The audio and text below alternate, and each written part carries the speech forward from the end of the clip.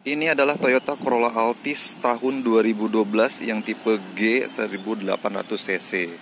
Kalau ditanya mobil apa paling laku di Indonesia, pasti jawabannya adalah Avanza. Tapi kalau mobil paling laku di dunia, ya inilah di depan gua, Altis, mobil terlaris di dunia. Kenapa penduduk bumi banyak yang beli mobil ini? Kita lihat tampilan depannya, desainnya keren banget.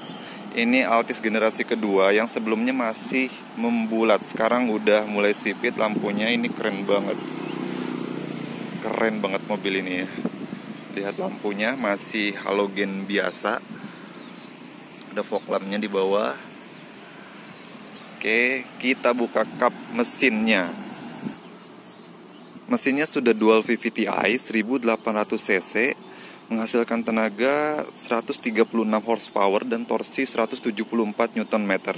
Sistem penggerak roda depan ini ya. Kita lihat ini ada modul ABS-nya di sebelah sini. Oke, kap mesinnya sudah ada peredamnya. Kita tutup. Kita lihat dari samping, desainnya seperti ini. Depan belakang sudah double disc, ukuran bannya 205/55 ring 16. Oke, kita ke belakang. Kita lihat dari belakang, lampunya model bulat-bulat seperti ini, ada emblem 1,8G, kemudian di bawah ada sensor parkir. Kita buka bagasinya. Ya, ini dia bagasinya. Cukup luas bagasinya ya. Bisa muat stroller atau stick golf, ini muat di sini. Oke. Kita masuk ke dalam, di pintu ada tombol power window buat ngunci dan buat kunci power window-nya. Ini buat buka pintu, ada cup holdernya dan ada speaker di sini. Langsung kita masuk ke dalam. Kita sudah di dalam mobil Toyota Altis ini. Kita nyalakan dulu mesinnya. Tinggal pencet, udah start stop engine button. Oke, ini speedometernya. Kilometernya saat ini 67.000 ya. Ketika gue starter, mesinnya kedengeran ya, agak sedikit bergetar dan raungan mesinnya cukup terdengar ke dalam kabin. Tuh, ketika di atas 1500 rpm aja udah ada raungan mesinnya ya. Oke, kemudian di sini kita lihat ada buat mengatur electric spion dan buat melipat spionnya. Kemudian ada ventilasi AC di sini. Dan di sini buat nyalain AC-nya. Kita tekan ini, nyalain AC-nya, udah digital AC-nya, tapi belum dual zone. Di sini ada lubang aux. Kemudian ini ada buat matikan sensor parkirnya dan audionya. Bisa radio dan bisa CD juga. Sudah bisa MP3 juga. Oke, ini dashboardnya kita buka, ada laci penyimpanan di atas. Kemudian di bawah sudah soft opening. Oke, kemudian kita ke atas, sun visor sudah ada lampunya dan ada kacanya juga. Kita tutup. Ini lampu kabinnya, tinggal pencet aja buat nyalain. Oke, kemudian di setirnya sudah ada steering switch control buat mengatur audionya, dan ini modenya buat apa namanya, memilih audionya.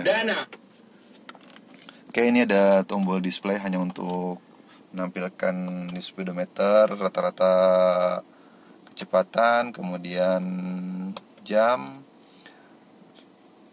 konsumsi bahan bakar, dan ada jam juga. Oke, langsung aja kita tes mobilnya. Kita tes jalan mobil Corolla Altis ini. Hal pertama yang gue rasakan ketika duduk di mobil ini adalah posisi duduknya kurang begitu nyaman. Badan juga kurang tersandar dengan baik. Kemudian kaki juga gue agak ngegantung. Kursinya kurang lebar ya. Tinggi gue 180 cm. Kemudian setirnya posisinya enak banget karena sudah bisa tilt dan teleskopik. Ini bisa maju mundur dan naik turun. Bisa maju mundur juga. Jadi untuk berdalam posisi duduk yang nyaman cukup enak di mobil, cukup mudah di mobil ini ya. Tapi respon setirnya kurang banget ini, agak lambat di jalan responnya ini ya. Kemudian bobot setirnya cukup enteng untuk dipakai, tidak membuat tangan kita cepat pegal membawa mobil ini. Kemudian gasnya Respon gasnya cukup responsif. Mesin 1800 cc nya ini cukup responsif dan bertenaga, dan keluar tenaganya ketika di atas 2000 rpm. Nih kita coba tarik gas ya, di atas 2000 rpm nih cukup nendang tenaganya. Tuh, baru dia di atas 2000 langsung kick mesinnya ya. Suara mesin cukup kedengaran ke dalam kabin dan agak sedikit bergetar juga, mungkin karena sudah usia ya. Sudah 67 km dari tahun 2012. Berarti usianya sudah 7 tahun mobil ini, tapi ini masih enak mobilnya dipakai buat harian. Bensinnya juga tidak terlalu boros. Untuk mendapatkan 1 liter untuk 10 dan 11 km ini rata-rata lah konsumsi bahan harian itu cukup mudah, tidak terlalu nguras kantong untuk konsumsi bahan bakarnya.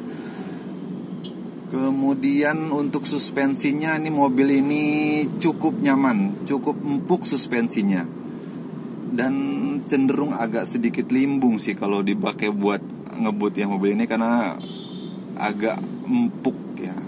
Mungkin karena setup suspensinya ini sudah kilometer 67.000 juga. Tapi mobil ini pernah ganti shock breaker di kilometer 50.000. Berarti harusnya rasanya masih kayak rasa mobil baru ya. Ini baru kepake sekitar 17.000 km suspensinya. Untuk suara kabin cukup kedengaran ke dalam kabin, tidak terlalu kedap mobil ini ya. Oke, kemudian untuk kelegaan kabin ya, ini sedan medium, jadi tidak terlalu lega kabinnya. Tapi kalau buat dipakai keluarga kecil cukup lah ya, bawa sedan medium seperti ini ya. Oke, kita coba untuk tes. Kita tes untuk putar balik dengan mobil ini. Radius putarnya lumayan ya, ini untuk ukuran sedan nih lumayan baik radius putarnya. Memang sih tidak sepatah Avanza ya, tapi ini lumayan lah. Jalanan jelek juga teredam dengan baik, cukup enak di mobil ini. Oke.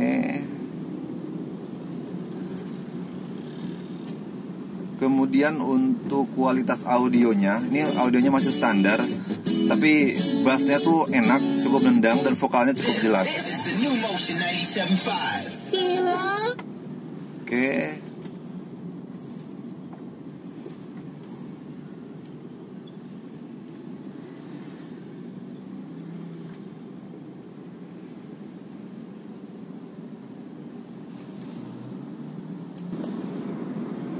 Oke, kita coba untuk agak sedikit ngebut di jalan layang ini. Kita coba hajar tikungan, apakah stabil di tikungan mobil ini. Oke. Ini kecepatan 60 km per jam. Di depan ada tikungan yang cukup tajam, kita nggak usah rem. Oh, sedan ya, enak nih nikungnya. Duh, silau lagi. Enak ini nikungnya ya, cukup stabil lah.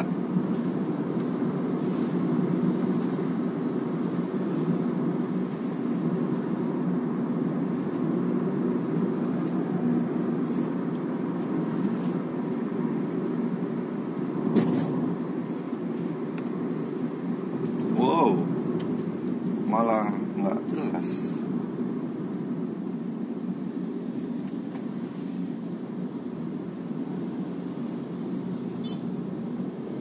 Silau Kita tes lagi, radius putarnya ini putar balik cukup tajam.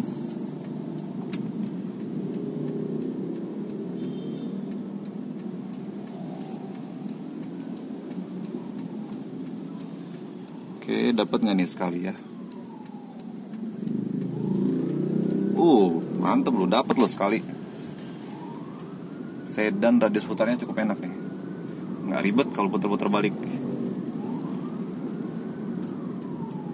Oke, mobilnya tuh enak banget ya buat dipakai harian ini. Nyaman banget buat nyetir sendiri dan juga disupirin, ini nyaman banget, suspensinya enak. Bensinnya juga nggak terlalu boros. Dan yang penting tidak harus minum Pertamax karena mesinnya masih standar, tidak ada turbo, tidak ada hybrid ya. Jadi ini masih standar mesinnya. Fiturnya juga nggak neko-neko, nggak terlalu rumit elektriknya. Jadi perawatannya mobil ini sangat mudah dan spare partnya banyak juga di jalanan. Untuk harga di pasaran mobil ini tahun 2012 itu di angka 150 jutaan tergantung kondisi.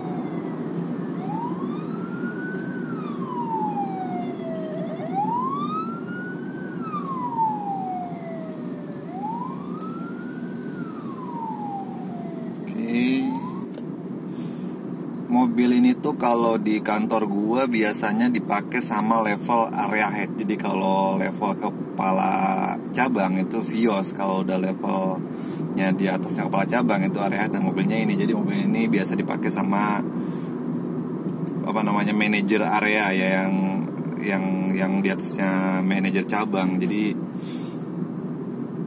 cukup prestis mobil ini, cukup berwibawa bawa mobil ini tuh ya. Apalagi lo dipakai sama anak muda ya kan, kelihatan banget eksekutif muda ya. Keren lah bawa mobil ini. Recommended banget untuk di angka 150 jutaan. Beli mobil ini dibandingkan lo, maaf ya, kalau beli mobil Eropa kan pasti kan kita ada surga dan nerakanya. Kalau mobil Eropa terus siap-siap dengan perawatannya yang cukup ekstra. Kalau mobil ini tuh cukup bandel, ngerawatnya nggak terlalu rumit lah ya. Mobil itu ngerawatnya gampang banget, spare part juga di mana-mana. Mobil Jepang siapa sih yang nggak tahu durability-nya kan, udah terkenal banget mobil Jepang, apalagi Toyota.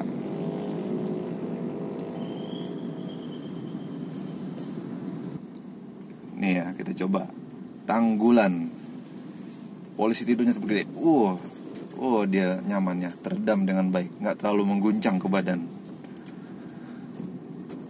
Oke, cukup sekian aja review singkatnya mengenai Altis ini. Terima kasih sudah menonton.